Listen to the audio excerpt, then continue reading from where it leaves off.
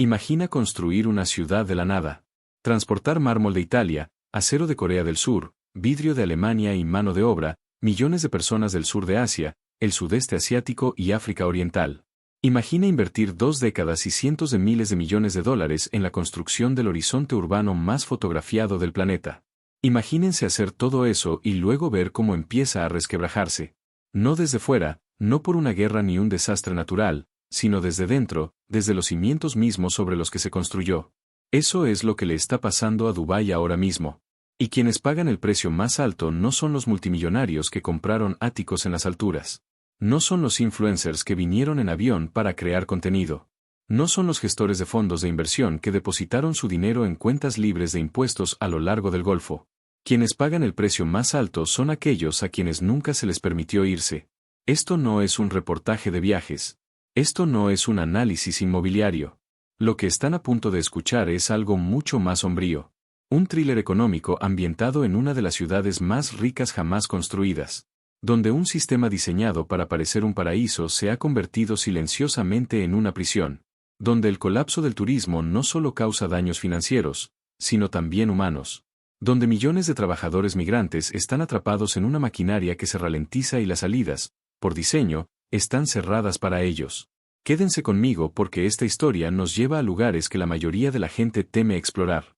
Para entender que se está derrumbando, primero hay que entender qué se construyó y por qué se construyó de esa manera. Dubái en la década de 1960 era un asentamiento de pescadores de perlas en un arroyo, un pequeño puerto, un lugar donde los comerciantes y pescadores bedouin vivían en casas con torres de viento e intercambiaban mercancías en zocos al aire libre.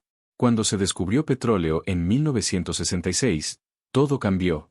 Pero Sheikh Rashid bin Zayed Al Maktoum, gobernante de Dubái en aquel entonces, comprendió algo que la mayoría de los líderes de los países ricos en petróleo se negaban a aceptar: el petróleo no duraría para siempre. Así que, mientras los estados vecinos simplemente gastaban, Dubái comenzó a diseñar un futuro que no dependiera del petróleo. Ese futuro tenía un nombre: turismo. Pero no un turismo cualquiera, no del tipo que se desarrolla orgánicamente a lo largo de los siglos, arraigado en la cultura y la historia.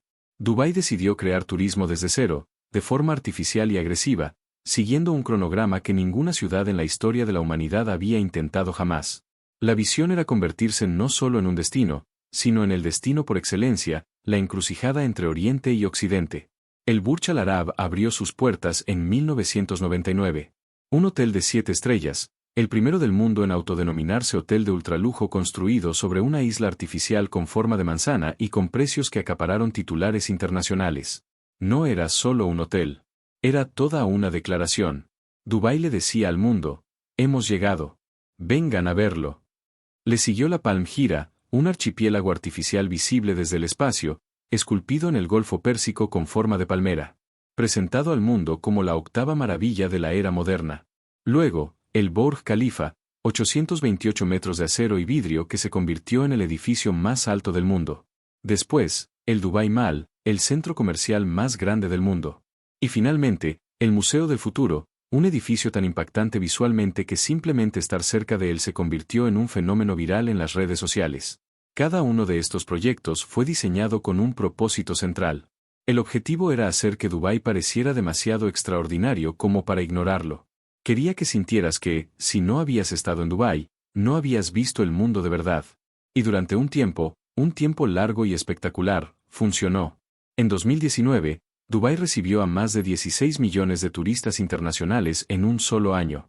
Los ingresos por turismo superaron los 36.000 millones de dólares estadounidenses.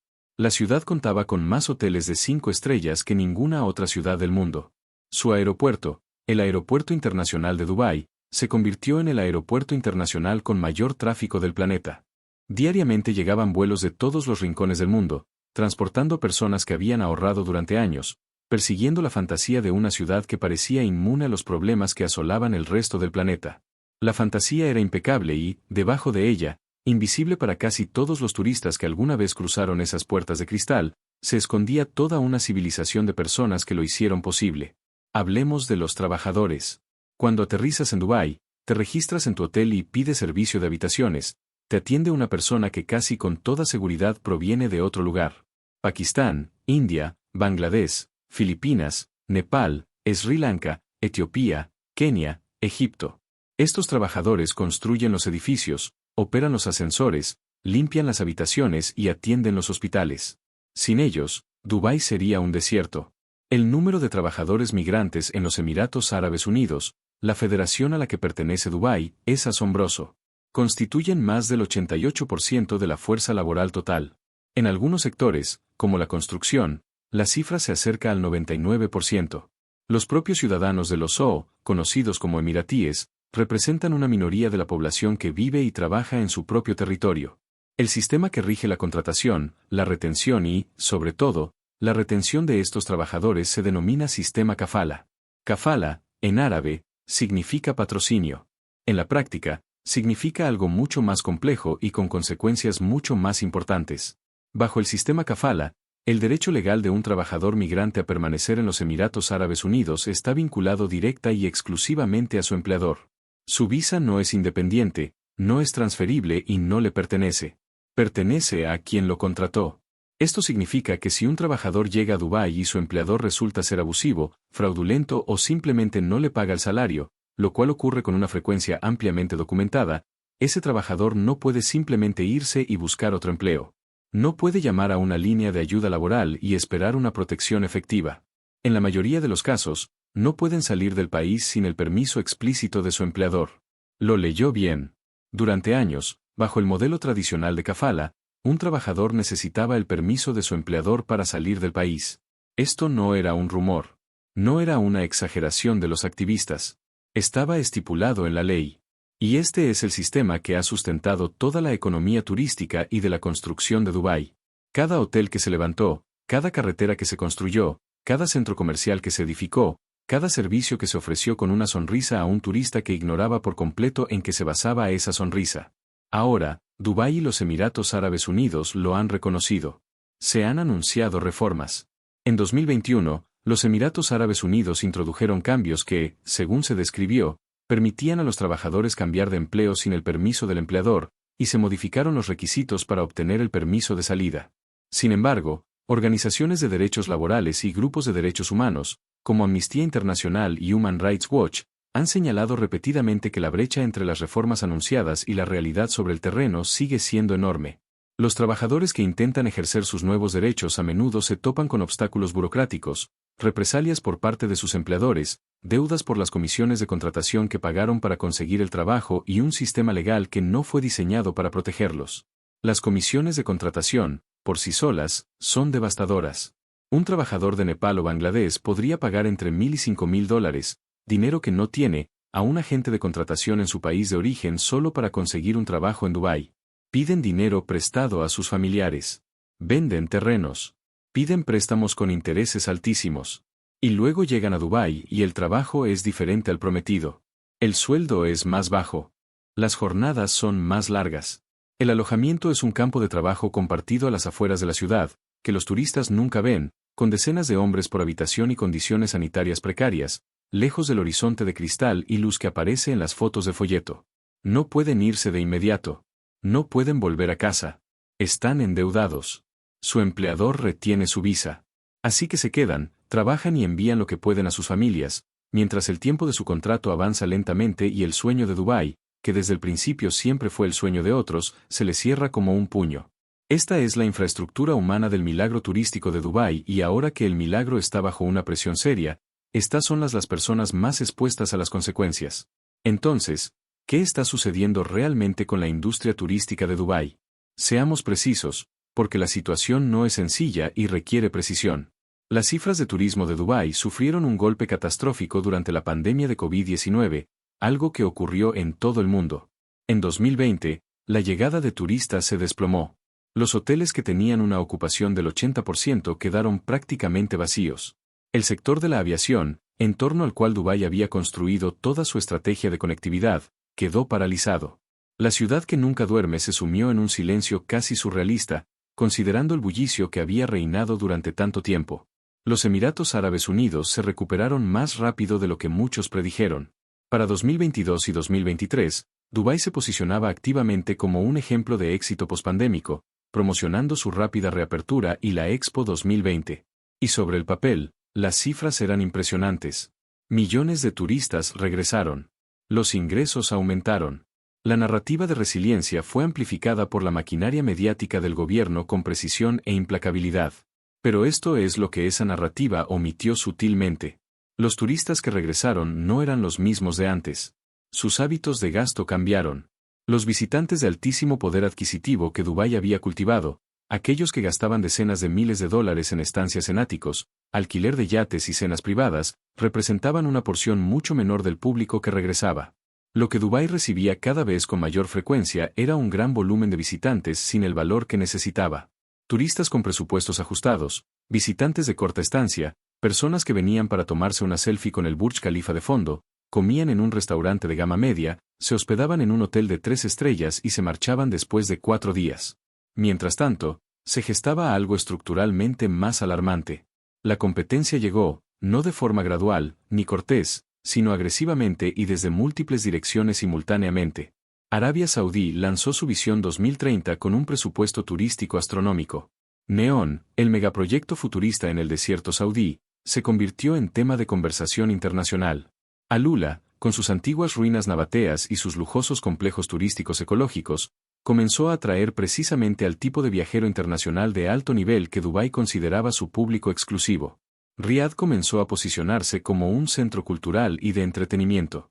Por primera vez, el dominio regional de Dubái se veía desafiado desde dentro del propio Golfo.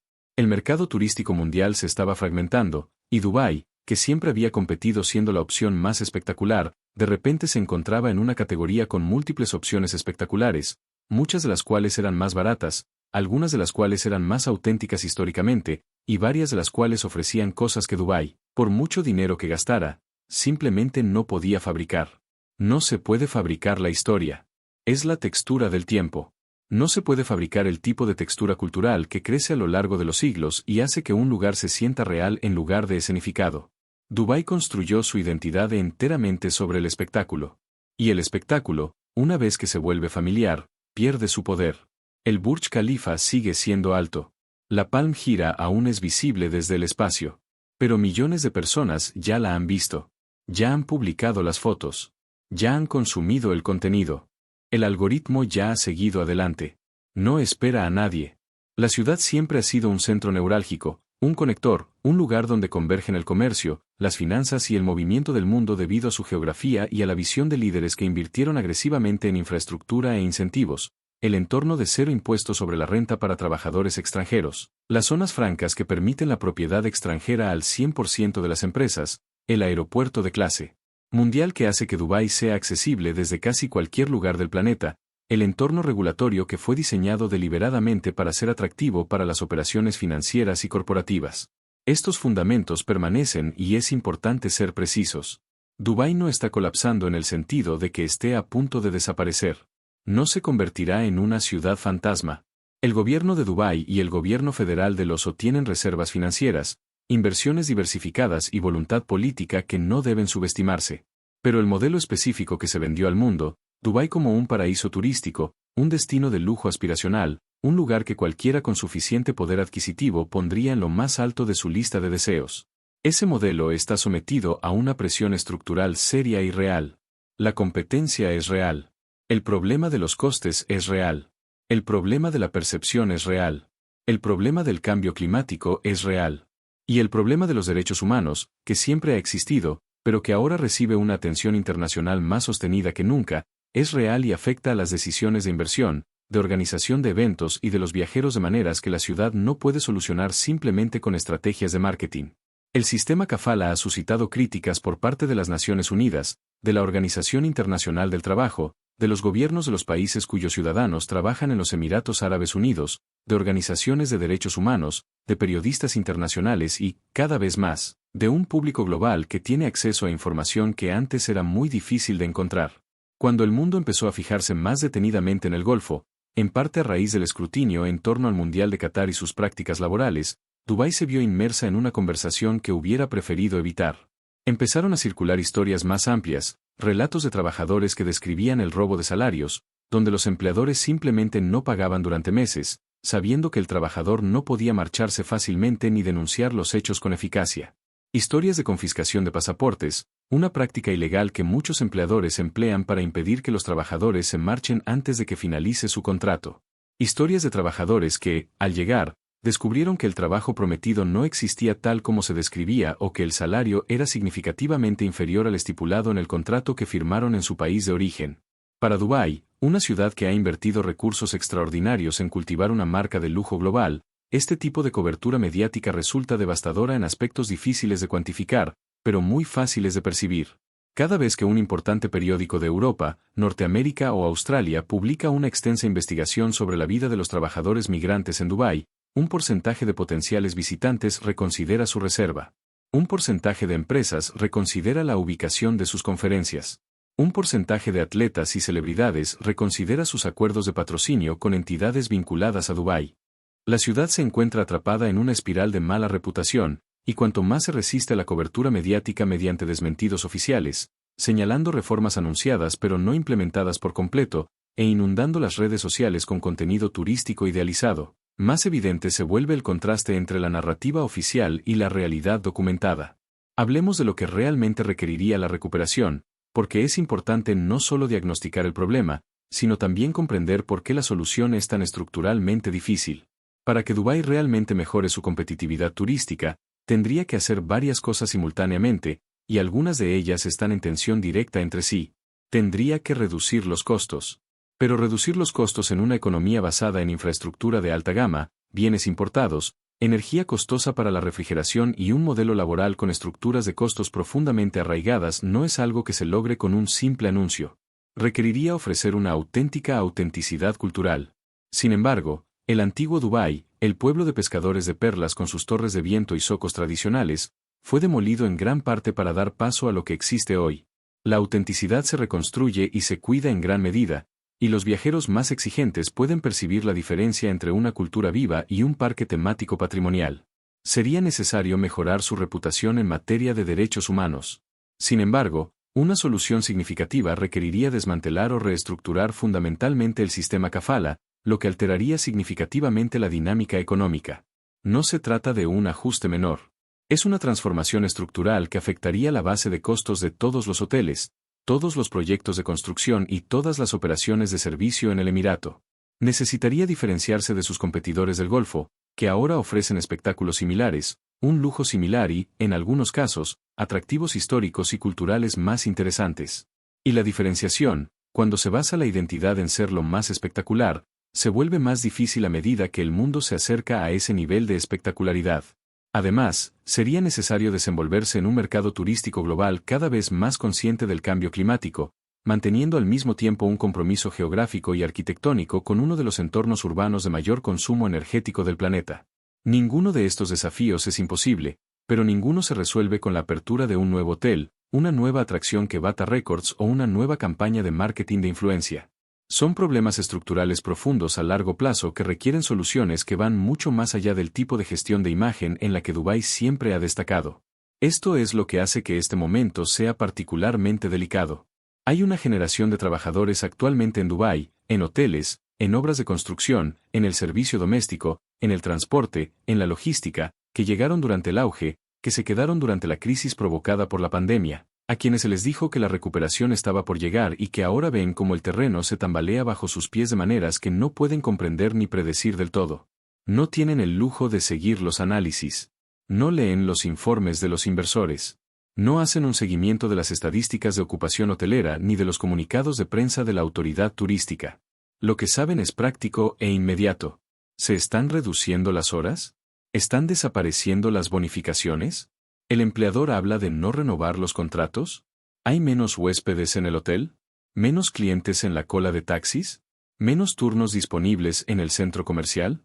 Cuando la respuesta a estas preguntas empieza a inclinarse hacia el sí, y en varios sectores relacionados con la economía turística de Dubái, esta tendencia ya se está produciendo, el cálculo para un trabajador migrante se vuelve brutal. Quedarse y esperar que la situación mejore en un país donde los derechos y las opciones de recursos son limitados. O intentar marcharse con la deuda con la que llegaron, en algunos casos sin ahorros suficientes para comprar el vuelo de vuelta a casa, enfrentándose a un proceso de cancelación de la visa y del empleo. El sistema no lo pone fácil, sobre todo cuando es tu empleador quien controla tu documentación. Muchos se quedan no por elección propiamente dicha, sino porque marcharse es estructuralmente imposible para muchos en este momento. Su familia necesita las remesas. Sus deudas no están saldadas. Aún les quedan meses de contrato. Su empleador no los ha liberado formalmente. En algunos casos, su pasaporte está en un lugar al que no pueden acceder de inmediato.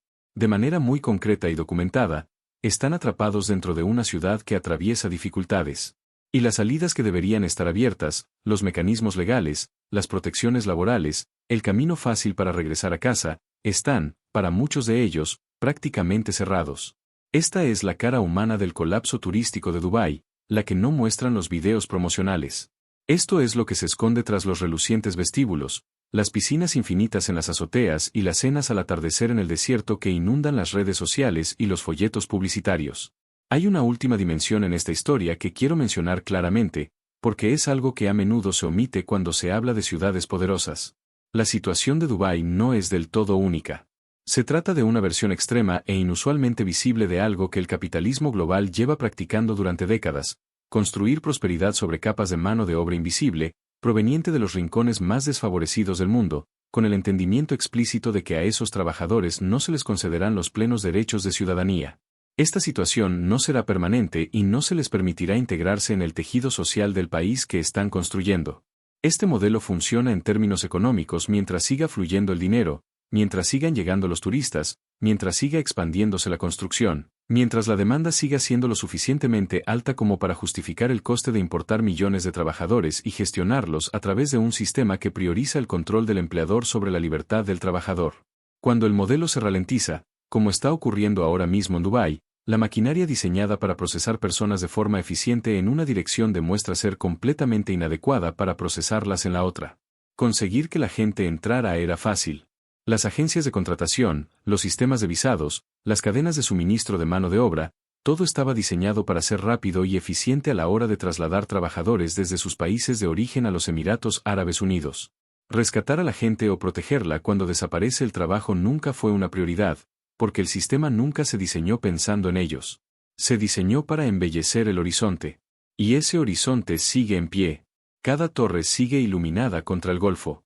Cada edificio sigue reflejando la luz de una forma que luce extraordinaria en una fotografía.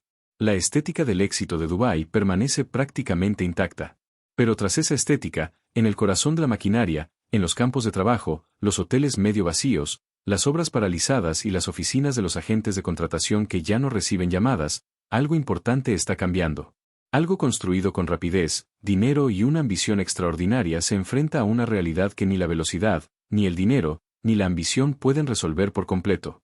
La ciudad que prometió al mundo un futuro ahora tiene que afrontar un presente muy complicado, y los millones de personas que fueron traídas aquí para construir esa promesa son quienes soportan su peso. La historia del colapso del turismo de Dubái se ha terminado. No es un veredicto definitivo. Las ciudades ya se han recuperado de crisis estructurales en el pasado. Las economías se han reinventado. Los gobiernos con importantes reservas financieras han ganado tiempo para transformarse. Pero la transformación exige honestidad. Exige la voluntad de afrontar directamente los problemas, en lugar de simplemente disimularlos con estrategias de marketing. Exige una reforma estructural de los sistemas que han generado tanto la riqueza como la explotación. Se requiere una relación con los millones de personas que viven y trabajan en el Emirato, no como instrumentos de crecimiento, sino como seres humanos con derechos, futuro y capacidad de decisión. La pregunta más importante que pesa sobre esta ciudad en este momento es si Dubái es capaz de llevar a cabo esa transformación de forma honesta y profunda, y no solo a través de comunicados de prensa. El miraje sigue siendo hermoso desde la distancia. La pregunta es, ¿qué sucede cuando te acercas lo suficiente para verlo con claridad? Me gustaría conocer tu opinión en los comentarios.